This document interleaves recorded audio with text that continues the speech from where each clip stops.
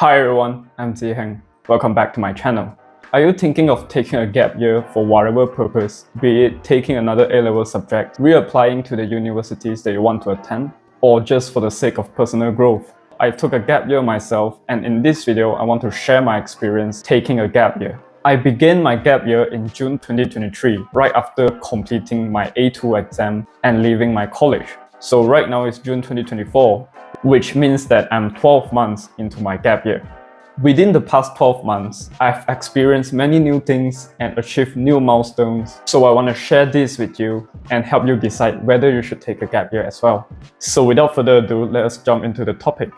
So let me start with why I want to take the gap year in the first place. As I've mentioned, I began my gap year right after graduating from my college, and my motivation for taking the gap year is that I want to reapply to Oxbridge.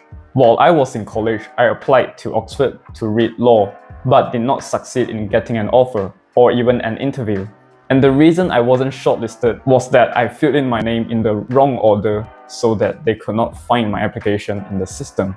So I was indignant and I decided to apply again. It was around 1 month into my gap year that I decided to switch my course from law to economics and apply to Cambridge instead of Oxford. So that was the period of radical change, and I decided to apply to Cambridge Economics, firstly because it is a new experience, and secondly because I thought I would stand a better chance. Also, I've decided to take up another A-level subject, which is history, and to sit for it in the October-November 2023 series. Again, I took the additional A-level subject because I thought it would increase the competitiveness of my university application, and I thought that history was a subject that I really like, and I felt it was a shame that I couldn't take it in college. So I picked up the subject myself, registered for the exam, and took the exam in November. The entire process from registering for the exam until sitting for it took around 5 months. And in the meantime, I just kept preparing and revising for the exam. Also, I went to my grandfather's office to prepare for the Temua as well. So Temua, which is Test of Mathematics for University Admissions, is a test which you are required to take if you want to apply for Cambridge Economics. So I sat for Temua at around the same time as I sat for A-level history and did quite good for both. In December, I was shortlisted for interview at Trinity College, Cambridge, and I completed the interview and got my results in January. So that's sort of the timeline for university admissions related stuff in my gap year. But in terms of personal growth, right after I completed the final paper for History A-level, I decided to take up a full-time job at a motorcycle spare part company. So this is the part where I sort of deviated from my original course of action, which is university admissions, because I initially planned to devote all of my time to university admissions in the entire course of my gap year. But taking up the full-time job was entirely unrelated to university admissions, and I did it solely because I want that additional stream of income and to experience a different lifestyle. For me, the experience is the more important part, because if you're only in it for the money, your motivation would quickly run out because the money isn't great and you're paid very low wages at the start. But I went to the shop and I found out that, well, a lot of people live a completely different lifestyle than me. And I saw that the socio-economic condition in my country wasn't as good as I expected, and many people are still living a very basic lifestyle. It really prompted me to think, is there anything I could do to change the entire situation? Should I take up more responsibility to improve the conditions of my community because I'm academically capable? So during the period when I was working at the full-time job, I was fully dedicated and we achieved remarkable results. You could check out my previous video on my experience working on the full-time job. So the success continued for a few months until I decided, well, maybe the job wasn't for me because I want to work on my initial plan, which is focused entirely on my university admissions. So I went back to my original lifestyle, which is to apply to universities in the countries where I considered going to for my tertiary studies. So while I was working on my full-time job, I was also applying to universities in other countries such as Singapore and China. At the same time, I received offers from some of the UK universities which I have applied to, including Warwick and UCL. So right now, I'm in the process of deciding which university which I want to attend and planning for my university life for the next few years. So now that we've covered the events of my past 12 months, I want to share my thoughts on whether I think my gap year was worth taking. So I initially thought about taking a gap year to apply to universities again. At the time, my mind was dead set on UK universities, and I was quite sure that UK was the ideal place that I want to study in. I never really considered other countries. Maybe I thought a little about studying in the US or Singapore, but in the main, UK was my ideal choice. But taking a gap year gave me a lot of time to reflect. Is UK the only choice for me? Because studying in the UK is very expensive and it's a huge investment. So you need to make sure that after you go to UK to study for 3 years, you would come back and achieve something substantial, like massively increase your career prospects or establish many meaningful relationships. Without the certainty of huge career advancement and meaningful social contacts, you need to do your best to ensure that you make the most out of your 3 years studying in the UK. And this is especially the case if you're an international student, so you pay the overseas fees.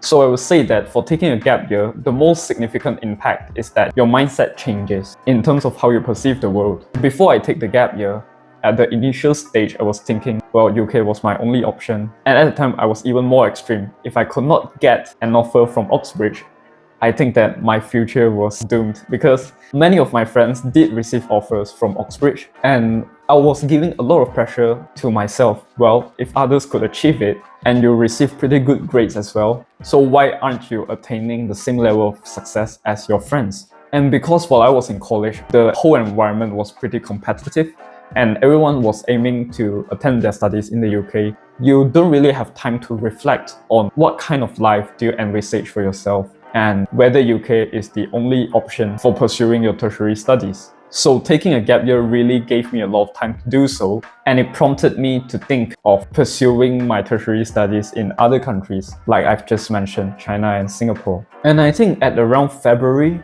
to early March was the lowest period in my entire gap year because I had no certainty. At that time, I hadn't received an offer from UCL, and I was thinking that, well, maybe my UK application was going to be down the drain.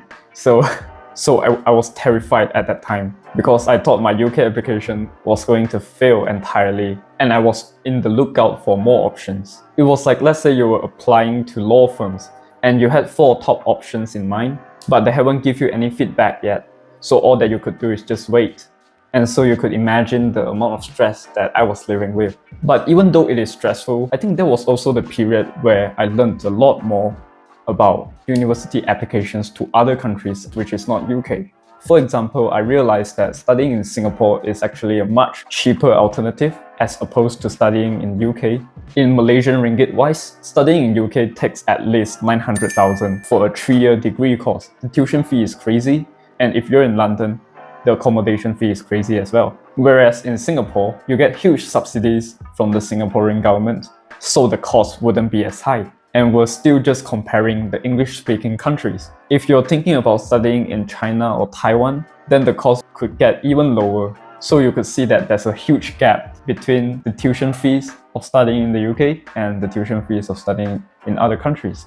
And I know UK has a very high academic standard. If you're a home student, then it's good for you because you only have to pay the home fees, which is not that high. But if you're an international student, then if you come from a rich family, then it wouldn't bother you. But if you come from a family with moderate financial conditions, then you have to think very hard about whether you want to study in the UK because it's such a huge financial investment, unless you could get a fully funded scholarship.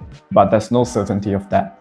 But let's take a break from talking about university admissions. If we consider my achievements for the past 12 months, you'd realize that we've actually come a long way. Firstly, I'm more dedicated to this YouTube channel. I received a Top in the World award for an A-level subject, which just blew my mind initially because I never realized it was possible. The fact that I got an A-star was a miracle in itself, let alone getting the highest mark in the world for this subject. So I got very good results for A-level history in 6 months and built up an amount of spare cash which could be invested. So I would say that I'm in a better state mentally, financially and physically now that I'm in a gap year. I have less stress and I am more clear about the direction that I'm taking in the future. So in this sense, I would say that taking a gap year is advantageous, even if I did not get an offer from Cambridge in the end. So enough talk about myself. How does my situation translate to an opinion on whether you should take a gap year or not? Well, I think it depends on your motives for taking a gap year. So what are you planning to achieve within these 12 months? Are you thinking of reapplying to the universities that you failed to obtain an offer from? And you need to consider that in case you did not achieve what you set out to do in your gap year, what is your backup plan? I do not say this to discourage you, but taking a gap year is a significant investment because you've committed an entire year doing basically the same thing, which is reapplying to universities. And you need to make sure that you do not waste an entire year away for no particular reason. Therefore, if you are taking a gap year, I would suggest that maybe you could make some advancement in terms of your hobbies or do something that you plan to do for a very long while but did not have the time to do it. So that could be taking another A-level subject or traveling to some far-off place or whatever that is for you. It is also a good opportunity to spend more time with your family because you have more time. So if you could plan your time wisely and have good self-discipline, then taking a gap year would be worthwhile for you. But in the end, it really boils down to your motivation and your self-discipline. If you have an innate tendency to lose momentum and to forget about your initial motive of taking a gap year, then I would suggest that you just don't bother at all. Just attend the university which you got an offer from, and you would have a better time and not waste your time away. But if you're fully dedicated, you are sure of what you're heading towards, and you wouldn't stop until you achieve your goals, then I think you should definitely take a gap year because you would be able to structure your time in a more productive way. So that's the end of this video. I hope you'll find this video helpful. If you have anything to share, feel free to comment in the section below. I wish the best for you in your university admissions and all the best for your future plans. If you think this video is helpful, please hit the thumbs up button below and subscribe to my channel for more videos like this. See you in the next video. Bye.